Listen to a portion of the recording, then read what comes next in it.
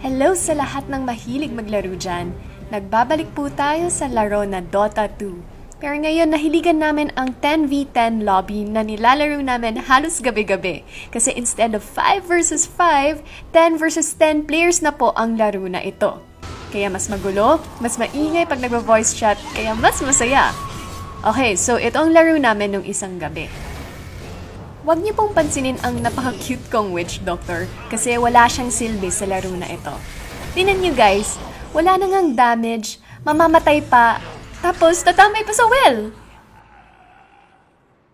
So ayun, medyo lamang po ang aming kalaban as you can see sa score sa taas. Tapos nakuha pa nila si Roshan. Ayan, ito po ang stats.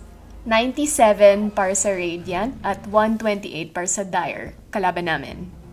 Dinidiretso na nila rin ang aming base para matapos ng laro kasi nga naman magwa 1 hour na po ang laban. Sobrang tinatry namin i-defend ang base namin pero sabi nga nila, the game is hard mga kapatid. Pero focus po tayo kay Wraith King na nilalaro ng aking Eric. Ayan, ito yung unang Divine Rapier na nakita niyang nahulog sa damo at pinunot niya ito. Konting habol pa. At nakita niya si Pudge.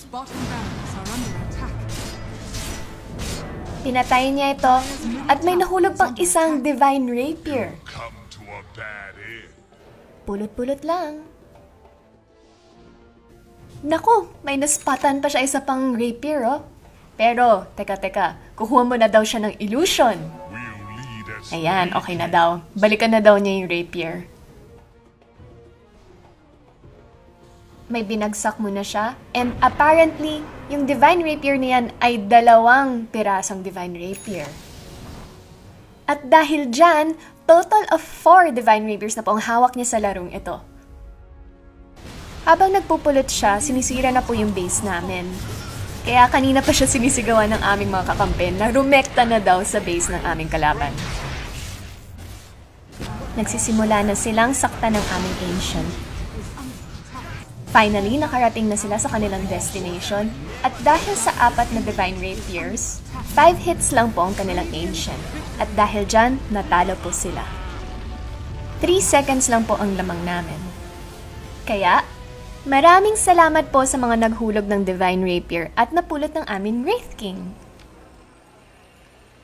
Yun lang po para sa ngayon. Si Alodia po to. Sa susunod na laban, mga Ka-Nocturnals, bye-bye!